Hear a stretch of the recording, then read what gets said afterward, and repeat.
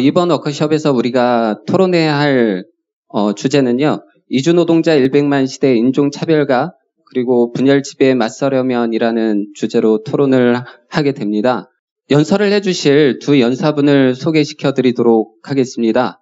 네, 먼저 이정원 노동자연대 운영위원이십니다. 네, 아주 오랫동안 이주노동자 문제에 관심을 가지고 그리고 그 투쟁에 열심히 함께 투쟁해 오셨던 분이시고요. 그리고 이주노동자 운동의 전진을 위한 여러 글들도 많이 기고하시고 책들도 이렇게 쓰신 바가 있습니다. 이주노동자 일자리를 빼앗는 적인가? 함께 싸워야 할 동지인가라는 이런 소책자도 쓰신 저자이시기도 하신데요. 네, 구입해서 꼭 읽어보시면 이주노동자 운동의 전진을 위해서 필요한 게 무엇인지 이런 것들을 함께 고민해 볼 수 있을 것 같습니다. 그리고 다른 연사분 한 분 더 소개시켜 드리도록 하겠습니다. 네, 우다야라이 서울, 경기, 인천 이주노동자 노동조합 위원장님이십니다. 네, 90년대 네팔에서 한국으로 오셨고요. 그리고 작년에 이주노조가 합법화가 됐습니다. 네, 합법화가 될 때까지 가장 앞장서 싸워오셨던 분이시기도 하고요. 합법화가 되었지만 여전히 이주노동자들에 대한 차별과 편견 이런 것들이 많습니다. 이런 것에 맞서서 현재 가장 앞서서 싸우고 계시는 분이십니다. 네, 먼저 연설은 이정원 노동자연대 운영위원부터 시작을 하도록 하겠습니다. 예, 반갑습니다. 제목에서 보다시피 지금 한국에 이주 노동자가 100만이 아마 넘었을 겁니다. 근데 정확한 통계를 아마 정부도 지금 계산은 하고 있지 못하는데 100만으로 보이고 현재 한국이 200만의 이제 이주민들이 한국에서 같이 살아가고 있습니다.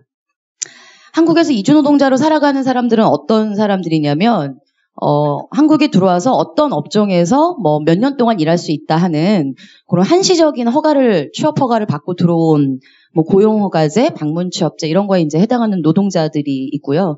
그리고 최근에는 급격하게 늘고 있는 재외동포들, 이 재외동포들의 대다수는 그러니까 일반 이제 노동 현장에서 많이 우리가 만날 수 있는 그 동포들은 이제 중국 출신 동포들입니다. 그리고 이제 결혼 이민자가 한국에 한 24만 명을 넘어섰는데요. 그 중에 한 11만 명 정도가 이미 한국 국적을 취득을 했고, 나머지 이제 15만 명 정도가 뭐 조만간 영주권이나 국적을 얻게 되겠죠. 이런 분들이 또 한국의 그 이주 노동자로 살아가고 계시고요. 그리고 요즘 대학가에서 흔히 많이 볼 수 있는데 유학생도 많이 늘고 있어요. 유학생도 꽤 많이 노동을 합니다. 아마 이제 한국의 대학생들처럼 주로 그 시간제 알바를 하는 것 같아요. 수입이 굉장히 적은 걸 보면은. 유학생, 그리고 제가 방금 말씀드린 이 모든 범주에 포함되지만 이러저러한 이유로 체류 자격을 박탈당한 미등록 이주민들, 또 중요한 그 이주 노동자의 한 구성을 이루고 있습니다. 이런 사람들이 지금 한국에서 이주 노동자로 살아가고 있는 상황입니다. 성비로 보자면 대충 2대1 정도 되는 것 같아요. 남자 이주 노동자 2명일 때 여자 이주 노동자 1명 정도 되는 그 정도 비중으로 있고, 지금 한국에서도 이제 여성 이주 노동자들이 굉장히 많이 늘어났다는 거죠. 보통 이주 노동자 떠올리면 약간 이제 동아시아에서 오신 피부가 한국인보다 조금 더 검고, 그리고 이제 그 무슬림인 경우가 많고 그런 사람들을 많이 떠올리는데, 오늘날에는 여성 이주 노동자들도 굉장히 많이 늘고 있다는 점을 좀 볼 필요가 있겠죠. 그래서 이 이주 노동자가 지금 한국의 전체 노동 인구의, 그러니까 임금 노동자의 5.9% 정도 비율을 차지합니다. 그러니까 그렇게 높은 비중은 아직 아니라고 할 수 있지만, 그러나 증가 속도로 보자면 굉장히 지금 급격하게 늘어왔다고 할 수가 있고요. 전체 노동 계급의 6% 정도면 그렇게 작은 비중은 아닐 것입니다.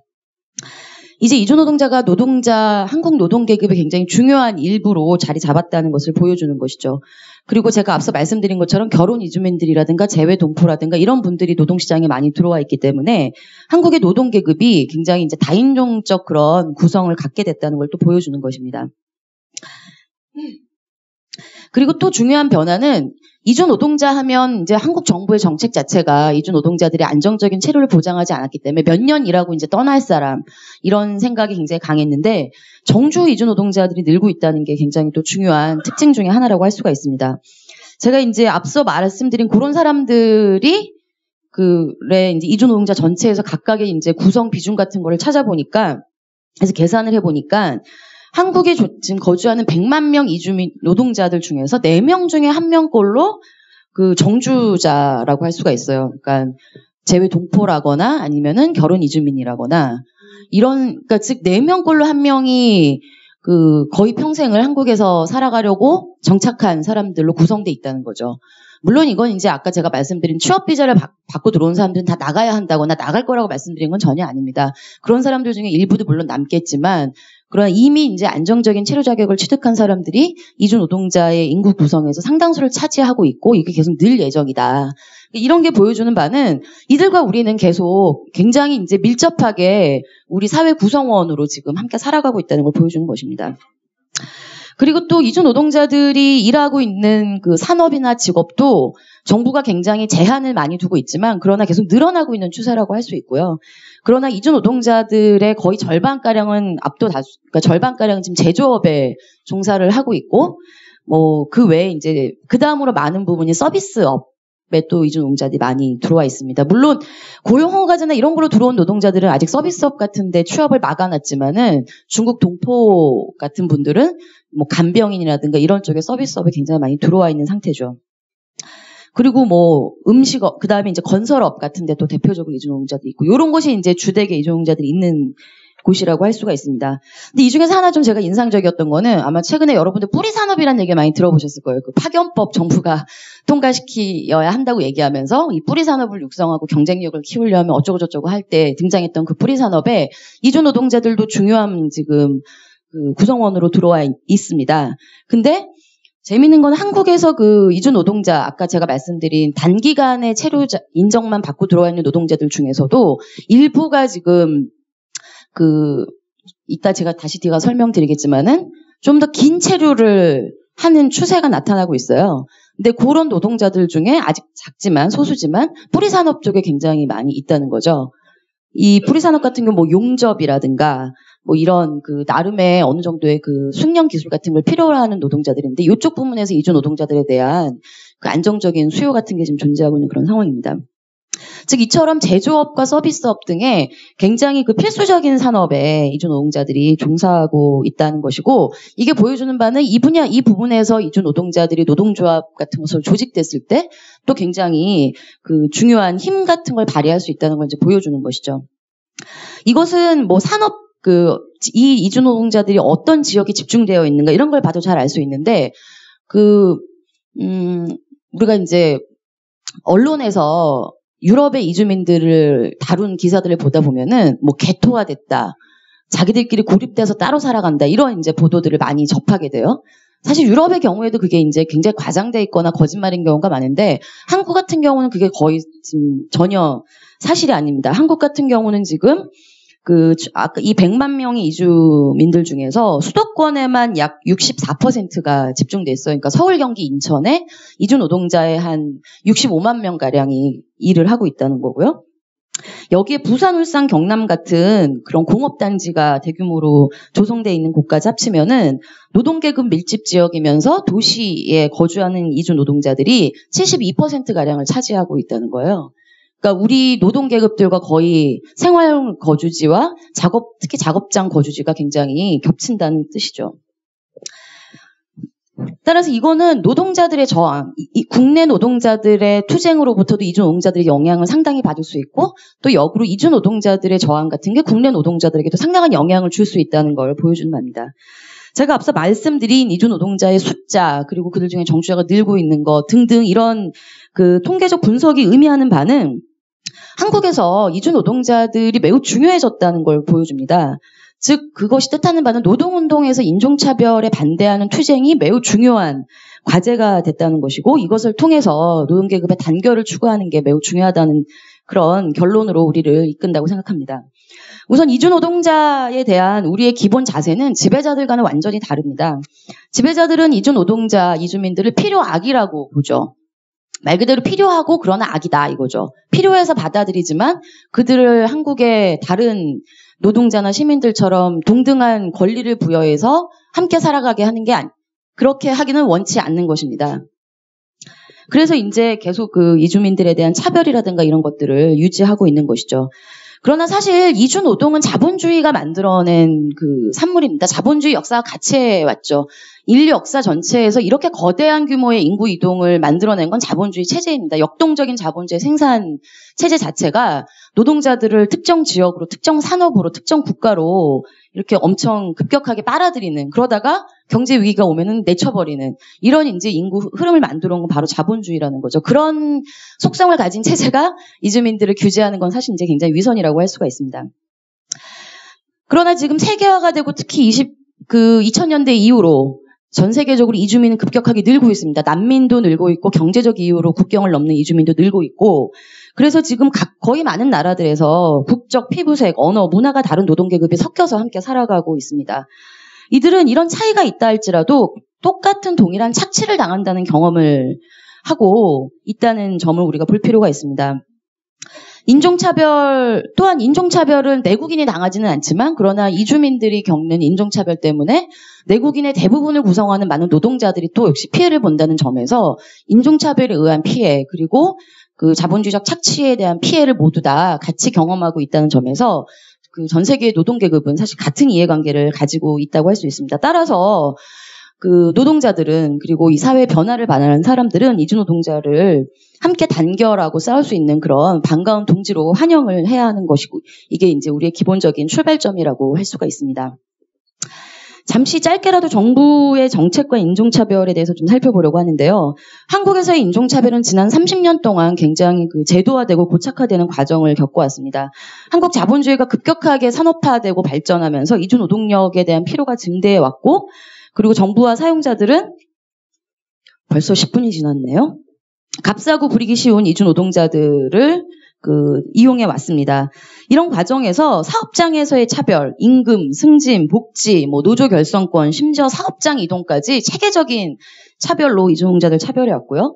그 다음에 출입국 통제라는 거, 제가 앞서 말씀드린 것처럼 노동하려고 들어온 사람들은 3년, 5년 그 이상 체류를 허용받지 못하는 이런 출입국 통제를 차별로 받아왔죠. 여기에 이제 이주노동자들이 일자리를 뺐네, 치안을 위태롭게 하네, 범죄를 만드네 하는 식의 온갖 이데올로기적 비난까지 받아왔습니다. 이런 일들이 사실 30년 동안 꾸준히 누적되면서 굉장히 체계적인 차별로 발전해왔고, 한국에서의 인종차별이 제도화된 상황에 이르렀다고 얘기할 수 있을 것입니다.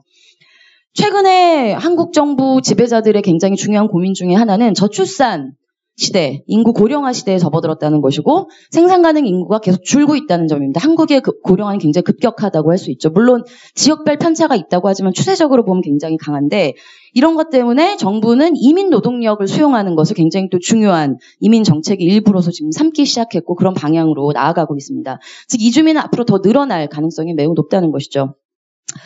그리고 또 이제 우리가 하나 봐야 될 거는 2000년대 이후로 지금 제국주의적 충돌과 긴장, 갈등이 계속 고조돼 왔는데, 그런 것에 한국 정부는 열애가 아니었고 그 일부였습니다. 미 제국주의에 편승하고 그들의 협력하고 해서 그걸 통해서 뭔가 자신의 한국의 지위를 좀 더 제국주의 위기체제의 높은 곳으로 끌어올리려고 했던 게 한국 지배자들의 전략이었기 때문에, 이런 과정에서 제국주의 전쟁과 침략에 지지하고 동참하고 하는 일들을 해왔는데, 이런 과정에서 무슬림에 대한 편견 같은 게 강화되고 인종차별이 또 강화된 효과를 가져왔었죠.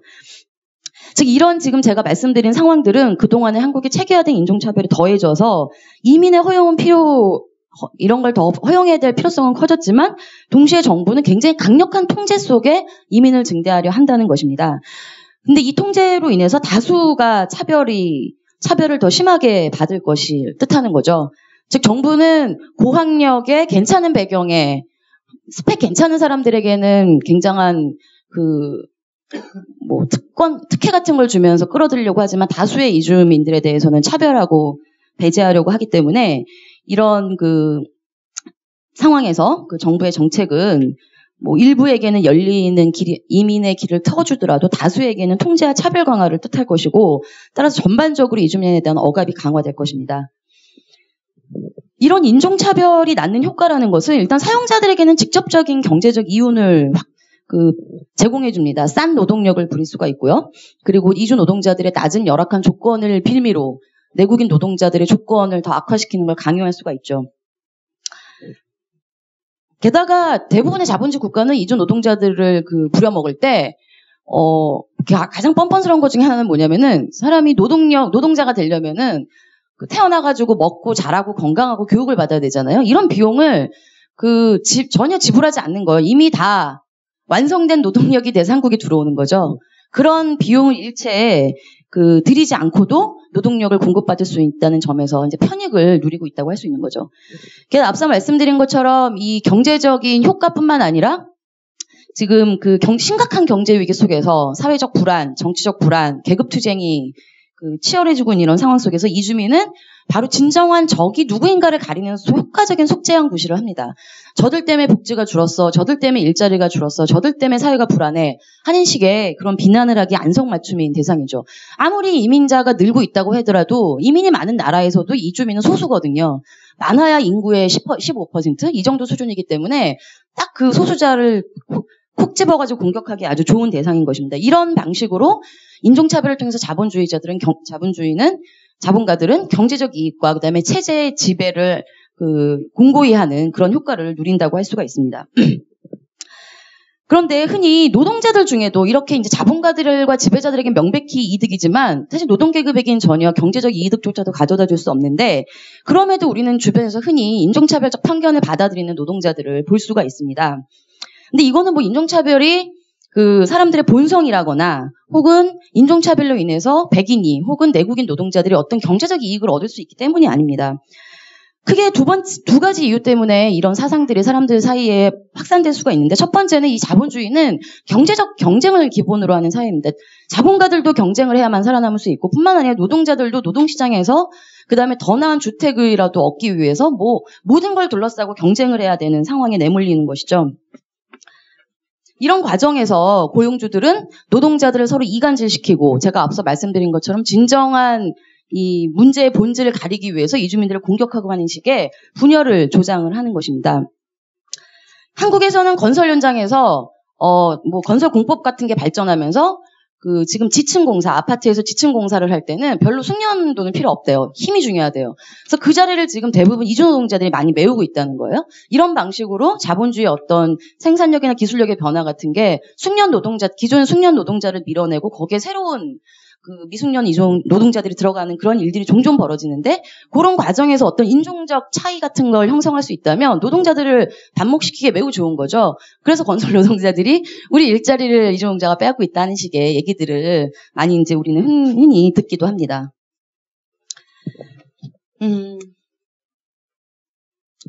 그 다음에 이 노동자들에게 인종차별적 이데올로기가 먹힐 수 있다는 점도 봐야 합니다. 아주 저명한 저술가이자 흑인 운동가인 듀보이스는 심리적 임금이라고 이걸 표현을 했죠. 즉, 흑인도 저임금을 받고 백인인 나도 저임금을 받을지라도 그래도 저들보다는 내가 좀 더 나은 임금을 받고 저들보다는 조금 더 높은 사회적 지위를 누린다면 이 세상이 그렇게 역같지만은 않을 수 있어 하는 그런 이제 허위의식 같은 걸 노동자들에게 제공해 줄 수 있다고 보는 것이고 그게 설사 자기들에게 이익이 아니라 할지라도 사람들이 받아들일 수 있다는 것입니다. 그래서 듀보이스는 미국에서 남북전쟁 이후에 노예제가 폐지되고 그러나 남부의 지배자들이 다시 인종차별을 재건할 때 이 인종차별을 굉장히 극대화시키는 걸 통해서 이런 효과를 노렸다는 점을 분석을 하고 있습니다. 그래서 일찍이 마르크스도 영국의 노동자들과 아일랜드 노동자들 사이에 그런 적대 같은 게 존재했을 때 이런 의식에 대해서 지배하는 민족이 이론으로 느끼고 있다 하고 통렬하게 비판을 한 바가 있죠. 바로 이런 이유 때문에 노동자들은 자신들이 이 인종차별로부터 어떤 이득을 얻지는 못하지만 이런 사상을 종종 받아들일 수도 있는 것입니다. 지금 시간이 다 돼가서 좀 건너뛰고. 근데 제가 앞서 한국에서 인종차별이 한국의 자본주의의 발전 속에서 정착되고 고착화됐다고 말씀드린 것처럼 한국뿐만 아니라 전 세계에서 인종차별은 그런 과정을 겪었습니다. 노예 무역을 정당화하기 위해서 인종차별이 만들어지고 이후에 제국주의가 발전하면서 인종차별도 극대화되고 오늘날에는 대다수의 국가들이 이주 노동자들을 받아들이면서 인종차별을 재창조해 왔다고 할 수 있습니다. 즉 이처럼 인종차별은 자본주의에서 매우 핵심적 구실을 하는 그런 차별인 것이고 국가기구에 그 차별이 아로새겨져 있습니다. 그래서 미국에서 그토록 경찰이 흑인들에 대해서 차별적인 뭐 쏴 죽이고 하는 일들이 번번이 벌어지는 거는 이 국가기구 자체의 인종차별이 아주 제도화되어 있기 때문에 가능한 일인 것입니다. 따라서 인종차별을 우리가 완전히 없애려면 이 자본주의 자체, 인종차별을 끊임없이 재창조하는 자본주의 자체에 또한 반대하는 것이 매우 중요합니다. 바로 이런 이유 때문에 이런 인종차별이 작동하는 원리를 이해했기 때문에 역사적으로 많은 사회주의자들이 이런 인종차별에 반대하는 운동에서 매우 중요한 분석, 투쟁을 이끌어왔다고 저는 생각을 합니다. 그러나 제가 앞서서 이 자본주의가 인종차별을 만들어낸다고 해서 이 인종차별을 우리가 극복할 수 없는가, 그런 결론으로 우리를 이끌어야 할 이유는 전혀 없습니다. 무엇보다도 노동계급은 인종차별을 극복하는 것에서 동일한 이해관계가 있고요. 특히 노동자들은 투쟁하는 속에서 이런 인종차별에 도전할 수 있는 그런 기회들을 얻게 됩니다. 이런 것은 이제 국제노동계급 투쟁에서 거듭 확인이 됐고 한국에서도 마찬가지라고 할 수 있는데요. 일단 이주노동자나 이주민들은 그동안 국제노동계급의 운동에서 중요한 혁명적 그다음에 급진적 투쟁, 노동계급의 투쟁에서 이주민들 스스로가 매우 중요한 구실을 해왔다는 점을 우리는 봐야 합니다. 그래서 1917년 러시아 혁명 이후에 러시아 혁명가들은 미국에서 혁명이 벌어진다면 바로 흑인들이 그 혁명의 굉장히 주도적인 세력이 될 거라고 예상을 했었던 것입니다. 한국에서도 이주 노동자들에 대한 차별에 반대하고 그것에 맞서 싸웠던 이주 노동자들의 투쟁이 매우 중요한 구실을 했습니다. 이주 노동자들이 동정하고 시혜를 베풀어야 할 사람, 혹은 우리에게 해로운 사람이 아니라 손 내밀고 함께 연대하고 함께 투쟁해야 될 사람들이라는 걸 이주 노동자 당사자들의 투쟁을 통해서 노동자들이 웅변했던 것이죠. 바로 그런 걸 통해서 이주 노동자들이 스스로를 조직화했고, 그게 지금 오늘날 이주 노동조합의 역사적 기원이라고 할 수가 있고요. 그런 과정에서 내국인 노동자들이 자신들의 노동조합으로 이주 노동자들을 받아들이기 시작한 것입니다. 우리는 이런 걸 더 확대해야 합니다. 오늘날 경제 위기가 심각하고 노동자들도 굉장히 자신감이 늘 높지는 않기 때문에 이런 사상에 일상적으로 도전하기가 쉽지는 않습니다. 따라서 앞서서 나타났던 노동운동의 중요한 그런 우리에게 영감을 주는 그런 경험들을 더 확대하고 해나가려면은 우린 과거의 경험으로부터 배워야 하고, 그리고 그 경험이 보여준 핵심은 자동적이지 않았다는 것입니다. 계급투쟁이 첨예하게 떠오를 때조차도 인종차별에 반대하는 노동자들의 잠재력은 있지만 현실화되는 것은 별개의 문제였습니다. 거기에서는 그 투쟁을 단결로 이끌려고 하는 사회주의자들, 그다음에 좌파적 투사들의 구실, 인종차별에 맞서려고 투쟁해왔던 그런 구실이 가장 중요해 왔다고 할 수 있고, 바로 그런 것이 오늘날 우리에게도 주어진 그런 과제라고 생각합니다. 이상입니다. 네, 곧바로 우리 우다라이 이준호조 위원장 동지의 연설을 듣도록 하겠습니다. 네, 동지 여러분 반갑습니다. 오늘 한국에 오는 이 이주노동자 100만 명 시대 인종차별과 분열의 지배에 맞서라면 이 주제에서 얘기하게 됐는데요. 지금 노동자는 100만 명 있고 이주민들이 191만 명 정도 있는 것 같고요. 이 노동자들은 한국에는 이 90년대 초부터 들어오면서 지금 이렇게까지 늘어나게 돼 있습니다. 그래서 이 자별들이 또 정부의 제도들이 또 계속해서 자별적으로 변하고 있고, 앞으로 이 자별들이는 계속해서 우리가 가만히 있으면 계속해서 이게 또 심화될 것 같습니다. 그래서 우리는 이주노동자들이 이런 자별들이 없애기 위해 또 이런 단합들이 없애기 위해는 우리가 다 어떻게 해야 된다라는 게 볼 때는 조금 내가 네 가지로 뽑았습니다. 첫째는 쉽지는 않지만 이주노동자 스스로가 나서야 된다라는 게 저는 첫 번째 우리가 이 자별들이 없애기 위해 이 방법이 아닌가 저는 그렇게 생각하고 있고, 이런 자별들이 어느 나라나 있습니다. 이게 선진국, 후진국 어디나 있는데 다만 자의점인 이게 정도가 차이입니다. 이게 어느 나라는 심하고 어느 나라는 조금 이게 개선되고 있다. 그렇게 내가 생각하고 있고, 이게 개선되는 나라는 우리가 그만큼 투쟁했다, 그만큼 노력했다, 당사자들이 아니면 국민들이 또 정부도 노력했다라는 노력했기 때문에 아닌가 저는 그렇게 생각하고 있습니다. 처음에는 안국계 90년도부터 안국에 있는 노동자 성도 인정도 받지 못하고 또 모든 90% 이상 노동자들이 미등록으로 일하고 있었습니다. 있는데 또 산재도 인정받지 못하고 또 아무 임금 재벌도 그만큼 많고 그래서 그때는 뭐 아무렇지 않았습니다. 또 조금이 이거 심각해졌으니까 이 안국에 있는 이 단체들이 노동 단체들이 조금이 목소리를 내기 시작했고 목소리 시작하면서 투쟁도 시작했습니다. 이주노동자들은 뭐 그만큼 앞에 나서서 이 투쟁할 수 있는 상황이 아니니까 이 주도는 안국 단체들이 해왔습니다.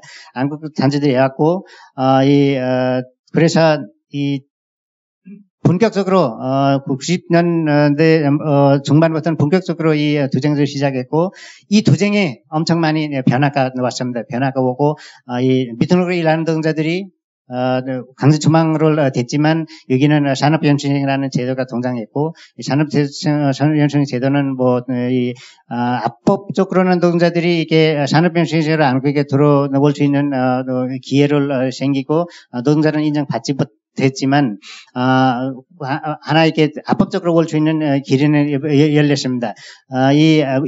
여기서도 많이 문제들 사업성 변경 여러 가지 문제들이 변경할 수 없고 노동자 인정받지 않기 때문에 노동산법 세계 법들이 재정임금법, 산재법 또 이 근로기준법이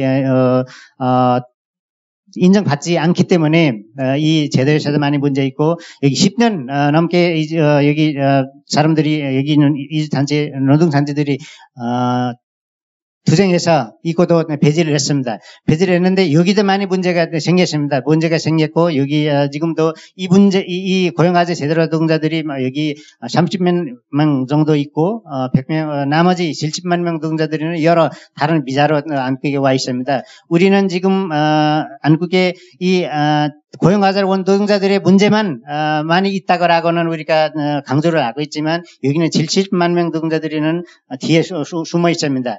우리가 그분들의 문제는 없는 것처럼 얘기를 하고 있고 우리 사회에서도 별로 없고 여러 비자로 안국에 들어와 있습니다. E7도 있고 E6 비자도 있고 또 이렇게 전문 인력도 있습니다. 전문 인력도 그분들이 안전적으로 안국에 일할 수 있고 뭐 장기간 일할 수 있지만 노동 조건들이는 아마 비슷할 것 같습니다. 우리도 이주노조에서도 그 사람들이한테는 다가가지도 못하고 조합원으로 가입하지도 못하고 있습니다. 또 연결거리도 없습니다. 여러 나라에서 오기 때문에 우리 언어적 문제도 있고 여러 가지 문제들이 있습니다. 그래서 이런 문제들이 많이 있고 이런 이 고용화재 배지 지금 배지 투쟁도 많이 여기 단체들이 하고 있고 그래서 이 전에 이 고용화재 실시할 때까지 안국에서 투쟁했던 단위들이는 인권단체, 노동단체, 안국인 단체들입니다. 그래서 지금 이 고용화재 실시할 때까지만 해도 그 사람들이 많이 만족하고 있고요. 이 제도에 대한 많이 만족하고 있고 지금은 많이 문제 있어가지고 일부 단체들이는 이 고용화재 또 이게 문제점이 있고 그래서 이것도 배제해서 노동화재 실시해야 된다라는 이 투쟁들이 조금 하고는 있지만 아직 악언이 지금 시작은 하고 있지만 그만큼 단체들은 동의는 하지 않고 있습니다. 그런데 여기까지 고용화재까지는 안국인 노동자들이 안국인 이주 단체 인권 단체들이 이렇게 투쟁을 했지만 앞으로는 이주노동자들이 이 문제들이 알아야 된다. 그래서 이주노동자들이 스스로 또 자기가 문제들을 보고 또 자기의 권리들이 무엇인지 이주노동자들이 스스로가 알아야 된다라는 저는 주장하고 싶습니다. 이 지금은 억지로 그냥 동원되는 경우도 많이 있습니다. 내가 왜 가야 되나 그런 식으로 저는 아무 문제가 없다 그런 식으로 하는 노동자들이 많이 있고 그래서 앞으로는 이 노동자들 스스로가 안국에는 안국이 아니라 전체가 어디나 이게 강제로 우리가 이주할 경우도 있고 스스로가 새로운 사회 또 새로운 삶을 원해서 이주하는 노동자들도 많이 있습니다. 우리가 강제도 있고 스스로 자기 발전을 위해 이주하는 노동자들이 많이 있습니다. 그래서 그 사람들도 구 사회에서 가서 살 권리가 있고 그래서 저도 살 권리가 있다라는 게 이주노동자도 앞으로는 알아야 된다라는 거는 저는 강조를 하고 싶고 여기서도 지금 10년 만에 우리가 노조를 한국에서 합법화를 할 수 있게끔 우리가 성공했어요. 정부도 10년 만에 이주노동자들의 권리는 우리 인정 안 하면 안 된다라는 식으로 느껴가지고 대법원에서 이렇게 판결을 받았습니다. 그래서 앞으로는 이 노조 활동에 비롯한 이런 자별들이 없애기 위해는 이주노동자들이 각 사회에서 아니면 각 사업장에서 일어나야 되지 않을까 저는 그렇게 했고 그렇게 안 하면 우리가 다른 단체들한테는 의존해서는 안 될 거라고 생각하고 있습니다. 앞으로는 이런 또 조금 의식이 변한 다른 쪽으로 생각하는 이 노동자들이 더 많이 생기지 않을까라고 그렇게 생각하고 있습니다. 또 지금까지 이 노동자들이 여기 스스로가 나서지 않는 이유는 조금 이게 정부 단합이 아닐까라는 그렇게 생각을 하고 있고 정부 단합도 있고 또 이 고용화제라는 제도 또 다른 제도도 모든 권리가 사업자한테 있고 또 한국에 있는 시간들이 정해져 있습니다. 그래서 짧은 시간에 많이 돈 벌고 가야 되기 때문에 조금 이렇게 많이 나서지 않은 게 직접 나서지 않는 게 나서지 않을까 안 하는 게 아닌가 저는 그렇게 생각합니다. 이게 말이 더 잘 이렇게 어떻게 받는 거지 이게 잘 안 돼가지고 죄송합니다. 그래서 나서지 않는 게 아닐까 저는 그렇게 생각을 했고 그래서 우리는 여러 번 얘기했지만 자기 스스로가 앞으로는 우리가 이런 적극적으로 노동조합 활동 아닌가 이게 사회 목소리 낼 수 있는 제도들이 더 우리가 스스로가 만들어야 되지 않을까 저는 그렇게 생각하고 있습니다. 또 두 번째는 한국의 노동자들의 노동단체들에도 진정한 연대도 우리한테는 필요하다라는 게 저는 생각합니다. 지금 민주노총 여러 노동단체들이 있고 그래서 이 노동조합들이 이주노동자들을 아까 정원 동지도 얘기하셨지만 조금 보는 게 우리가 만국의 노동자 안 하라고 말로 해도 실제로는 그런 게 없고 여기서 일자리를 뺏기는 존재다라는 게 많이 있고 이거는 왜냐면은 우리가 우리가 밥그릇이 조금 이렇게 건설적으로는 가끔 내가 볼 때 조금 이게 이주노동자 때문에 안 밀리는 게 아니냐라는 게 조금 가끔 내가 느끼는 점이 있지만 이거는 우리가 이렇게 아는 게보다는 정부 정책의 다시 아닌가라는 그렇게 생각을 하고 있습니다. 노동조합에 이게 금속 이런 데서도 조합원 가입을 하려고는 노력을 하고 있지만 거기서도 쉽지는 않고 있습니다. 다 이게 자기 비슷한 생각이 우리 동지보다는 당장 우리가 이주노동자들이 조합원을 받으면 우리가 조금 손해 볼 거다 그런 식이라는 생각들이 있고 또 정부의 지금은 복수 노조 시대 때문에 사업주들이 이주노동자를 노조를 가입해서 그래서 복수 노조 만드는 사업주들이 있기 때문에 조금 이주노동자들 때문에 우리가 많이 손해를 봤다라는 게 있습니다. 이런 거는 자신은 아니지만 또 자본가들이도 이 정부도 정부도 그런 식으로 정책을 펼치고 있고 이 정책에 우리도 말려가고 있습니다. 말려가고 있기 때문에 우리가 서로를 이게 뻔한 얘기지만 서로 동료들이 물로 조건을 개선하기 위해 서로 단합해서 벗어나기 위해는 우리가 서로 둥지로 생각해서 같이 노동조합에서 조직돼서 가는 게 지금 이런 우리 정부의 잘못된 정책 이런 단합 이런 자별에 대한 맞서기 위해 하나의 방법이라고 생각하고 있고 지금 우리 이런 거로 또 앞으로 우리가 조금이 이게 지금 안국노동자들이랑 조금 조금 우리가 노력해야 된다라는 게는 내가 지금 노동조합에서 일하고 있고 가끔 이 지역마다 다니면서 안국 간부들이 이 애기들이 내가 돌 때 조금이 내가 더 놀랄 때가 있습니다. 조금이 우리는 이 동지처럼 생각하고 우리는 쉽게 이렇게 받아들일 수 있다라고 생각하지만 그분들은 아직까지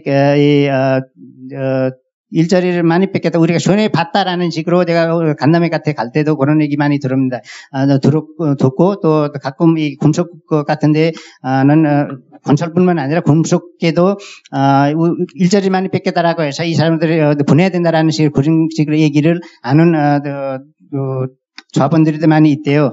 그래서 이게 당장은 우리가 우리가 원하는 대로 될 수는 없지만 또 우리는 많이 노력해서 한국인 동자들이 노력해야 되고 우리 이주 동자들이도 다가가서 조금 이렇게 다가하고 조금 함께 가기 위해 서로가 노력해야 노력해야 된다라는 걸 생각하고 있고 또 서로 우리가 분열되면은 아직 분열되면은 이보다 더 나쁘지 않을까 그런 생각입니다. 이제 이게 단체들이 제 번째는 단체들이 있습니다. 안국에 단체들이 여러 인권 단체들이 있고 아까 내가 얘기했지만 지금 90% 정도는 단체들이 이주동자들에 대한 관심이 없고 전에 같이 활동하는 단체들이도 인권 단체들이 이주 단체들이 그분들이 지금 운영은 이주라는 이름을 걸고 지금 활동을 하고 있지만 상담을 안 하는 경우도 엄청 많습니다. 그래서 지금 이보다 더 중요한 문제들이 또 다른 중요한 문제들이 있어가지고 다른 분야에서 이 구산으로 활동하고 있는지는 제가는 잘 모르겠지만 지금 이주에 대한 별로 관심이 갖고 있는 단체들이 많이 없습니다. 조금 지금 이게 아주 많이 줄었습니다. 10%밖에 없는 것 같습니다. 그래서 이 단체들이도 올바르게 지금 진정으로 이주동자들의 지금 문제를 갖고 이런 자별 이런 정부에 대한 단합에 대한 잔업의 진정으로 이렇게 활동을 해야 되지 않을까 저는 그렇게 생각을 하고 있고 우리 이주동자들이 조금 의식 있는 동자들이 아주 적습니다. 그래서 우리가 어떤 길로 이 사람들이 이끌어야 될 건지 이분들이 이끌어낸 대로 가는 이주동자들이 여기 99.9%입니다. 그래서 올바르게 앞으로 이끌어야 됩니다라는 저는 생각합니다. 단체들이 이 단체들은 이주동자들의 이런 길은 올바르다라고 해줘야 됩니다. 아니면 우리는 이 인식이 부족한 노동자들이 많기 때문에 여기는 인권 단체들이 제대로 안내를 해주지 않으면 우리는 또 다른 길로 빠지지 않을까 저는 그렇게 우려를 하고 있습니다.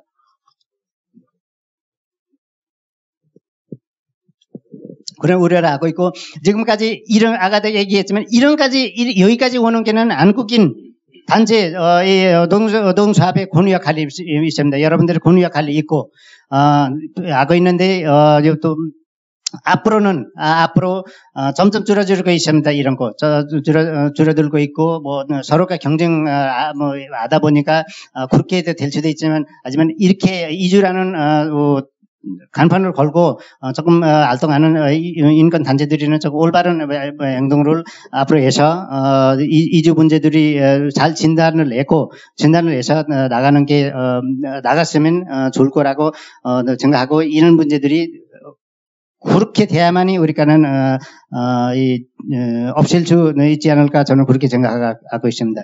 또 네 번째는 한국 사회, 정부. 그러니까 사회들이다 지금 한국의 이주동자들 이런 우리 문제들이 이주동자들이도 제대로 인식하지 못하고 있지만 한국에 있는 시민들이, 국민들이는 그만큼 이주동자들의 문제들에 대한 모르고 있습니다.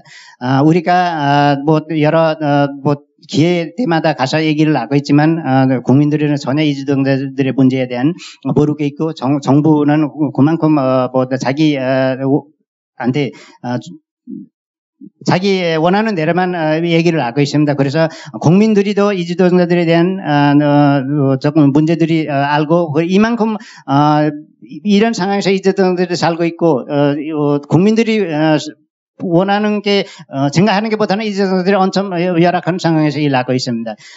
우리가 지금 이게 우리 권리 얘기하면 정부도 국민들이도 조금이 다른 식으로 생각합니다. 불쌍해서 한국에서 일하고 있다. 불쌍해서는 이주동자들이 엄청 이게 누구나 도와주지만, 이게 권리로서는 국민들이도 정부도 이게 권리 얘기하면은 다른 식으로 생각합니다. 불쌍해서는 불쌍하고 몇 년 있다가 가는 사람이라면 이렇게 내버려주고, 이렇게 권리 얘기하면은, 당신들이 한국에 와서 권리를 외치면 안 된다. 한국에 법 달아야 된다. 이런 식으로 얘기를 합니다. 그래서 이 국민들이, 대다수가 그렇게 우리가 집회에서 알 때도 그런 식으로 우리는 많이 느낍니다.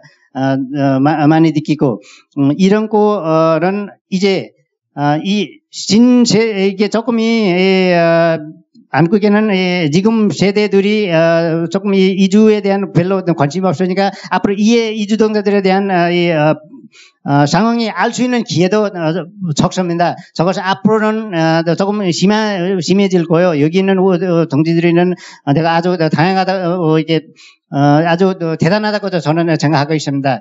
또 이렇게는 애마다 관심을 갖고 있는 사람이 많이 늘어나야 되는데, 조금 저는 한국 사회에서는 조금 줄어들었다라고 저는 생각하고 있습니다. 그래서 이런 식으로 되면은 한국의 이주에 대한 차별, 이주에 대한 단합이 이런 거는 조금 심해질 수도 있고, 그래서 이렇게 다 없애기 위해, 평등한 사회를 만들기 위해, 또 이런 문제들이 없애기 위해는 이주동자 스스로, 단체들이, 또 노동조합이 조금 변해야 되고, 함께 활동을 해야 됩니다. 특히 저는 국민들이 우리도 여러분들도 국민이지만 의식 있는 국민이고, 또 이게 우리를 겉으로만 평가하는 국민들이는 조금이 이에 대한 많이 이해를 하고 조금이 알아야 되고, 또 정부의 정책이 뭔지, 어떤 정책들이 실시하고 있는지 그거는 반드시 알아야 됩니다. 이렇게 자기 각자 지금 제가 말하는 이게 되게 우리 스스로가 우리 서로의 우리 역할들이 제대로 하지 않으면 앞으로는 이 사회는 이주 노동자들에 대한 또 심각해질 겁니다. 그래서 우리 자기 각자 분야에서 우리는 제대로 어떻게 이주동자들이 한국에 평등하게 또 단합하지 않게 또 차별받지 않게 살아갈 곳인지 그거에 대한 고민에서 또 노력해서 앞으로 나가야 되지 않을까 서로 그렇게 생각합니다. 그래서 한마디로 말하면은 노력 각 분야에서 하고 노력 없이는 또 우리 아무 문제 해결할 수 없으니까 함께 나갔으면 좋겠습니다. 이상입니다. 마지막으로 정리 발언을 듣도록 할 텐데요. 먼저 우다라이 이주노조 위원장 동지부터 정리 발언을 듣도록 하겠습니다.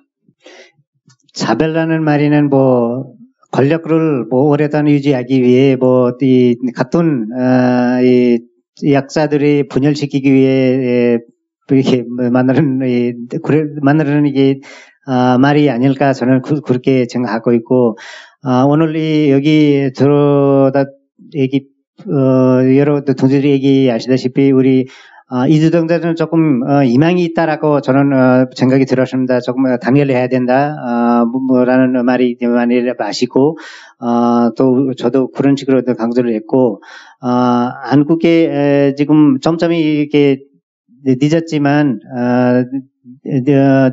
조금 이주동자들에 대한 조금 변화는 있고 또 우리가 더 단회하지 못하면 이것도 우리가 이럴 수 있다라는 또 우려도 한편으로는 있습니다.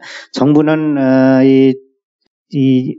국제적으로 알리기 위해는 자기들이 우리가 좋은 제도를 실시하고 있다라고 이주민들한테 우리가 동등한 대우를 내주고 있다라고 하고 있고 이거에 대한 너무 한우는 모르는 국제사회들이 더 엄청 많습니다. 그래서 우리는 그분들한테 제대로 우리의 저지를 우리가 한국에 있는 한국 정부가 뭐 하고 있는지 여기 이주동자뿐만 아니라 사회에서 약자들한테 장애인 또 서민들한테 어떻게 하고 있는지 어떤 정책을 펼치고 있는지 이거를 알리면서 조금 좋은 정책을 정부가 실시할 수 있도록 나면 좋겠고 앞으로 우리 이주민, 전주민이 너나 알고 없이 단결해서 이런 우리 이 차별들이 없애기 위해 노력했으면 좋겠습니다. 이상입니다.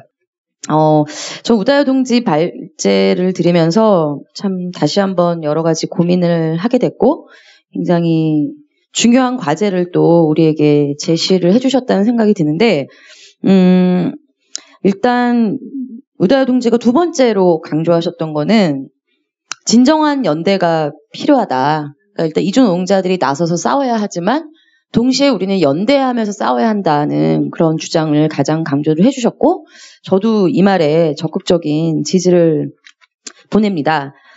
오늘날 워낙 차별도 많고 하기 때문에 우리가 이제 특히 여성운동 같은 데서는 한편에서 이제 이런 분리적 흐름 같은 게 꽤 크죠. 워낙 여성들이 일상에서 차별을 겪으니까 저 남성들하고 뭘 같이 하기가 어렵다는 그런 심리적인 반발도 생기고 하기 때문에 분열을 이렇게 자아내는 그런 경향 같은 것도 한편에 있는데 근데 이주민들도 그럴 수 있거든요.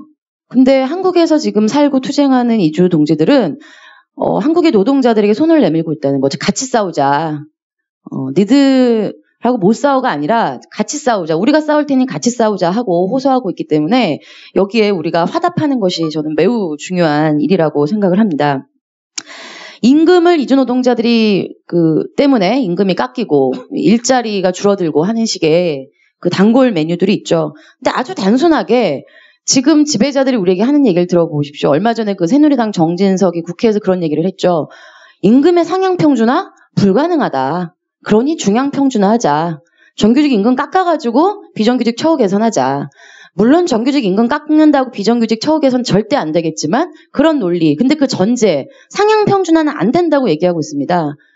그래서 임금 상향 평준화도 안 되고 일자리 증대도 안 된다는 겁니다. 왜 우리가 지배자들이 만들어 놓은 선 임금 못 늘려 일자리도 못 늘려 남은 거 가지고 니네가 지지고 볶고 싸워가지고 갈라먹어 하는 그 논리에 우리가 말려 들어갈 수는 없는 거죠. 즉 전제 자체가 아까 한동주도 나와서 얘기한 것처럼 지금 극심한 경제 위기에 엄청난 사람들이 빈곤과 불평등의 고통을 받고 있는데 그게 우리가 그 사람들이 다 누릴 수 있는 물질적 부가 이 사회에 없기 때문이 아니거든요. 그게 매우 불평등하게 분배되고 계속 그게 축적되고 재생산되는 이런 아주 태생적으로 불평등한 체제에 살고 있기 때문에 그런 것이죠. 따라서 더 많은 임금 몫을 요구하고 더 많은 일자리를 요구하면서 투쟁하는 것만이 진정한 대안이 돼야 할 것입니다.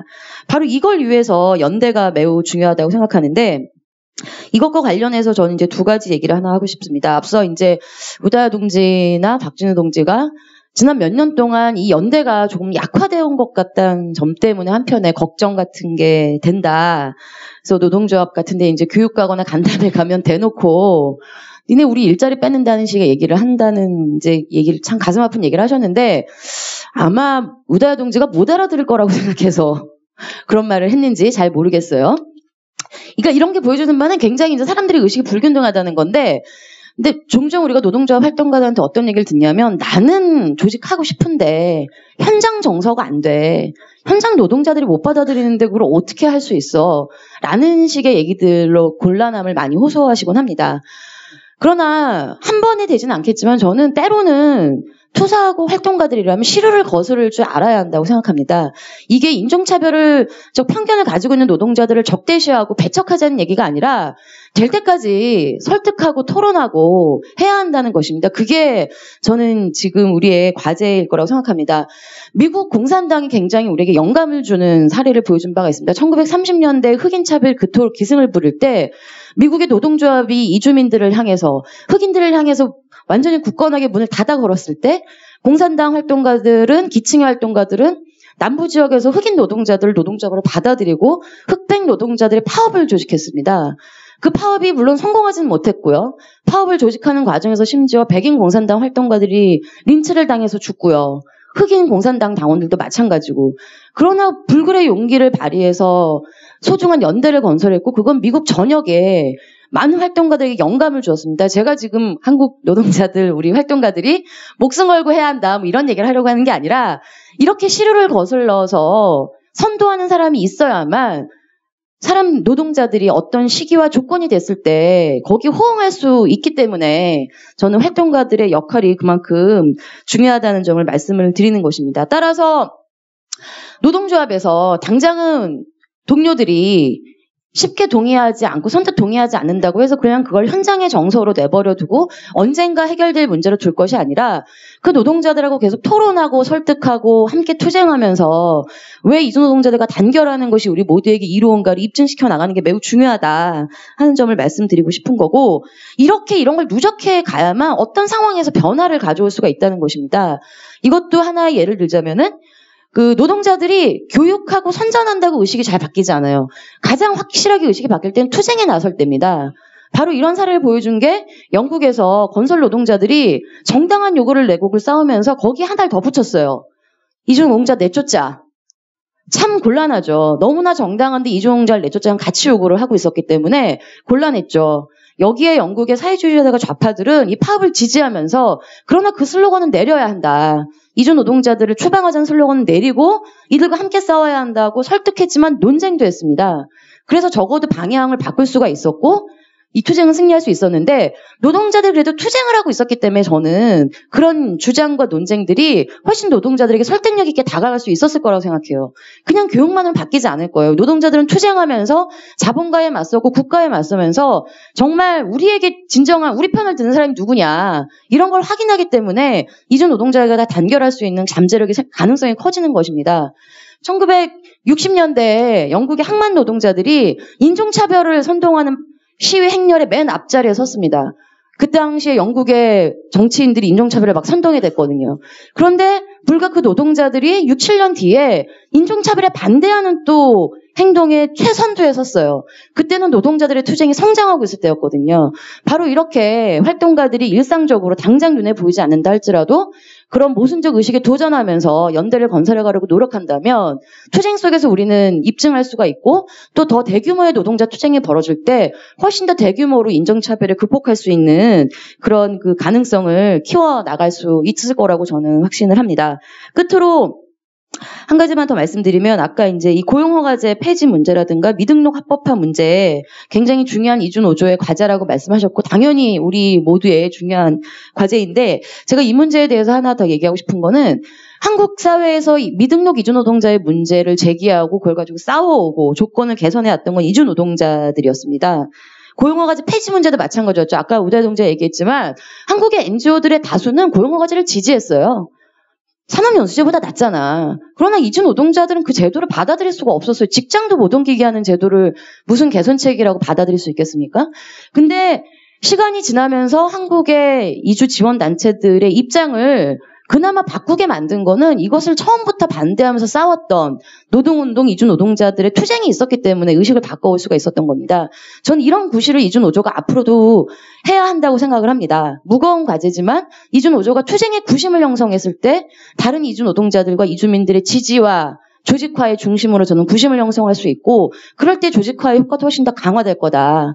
그리고 그런 거 속에서 국내 노동운동가의 연대도 더 강화해 갈 수 있을 것이라고 생각하고 이 자리에 계신 분들은 이주 노조가 투쟁에 나선다면 언제라도 흠뻑 지지할 사람들일 거라고 저는 확신을 합니다. 이상입니다.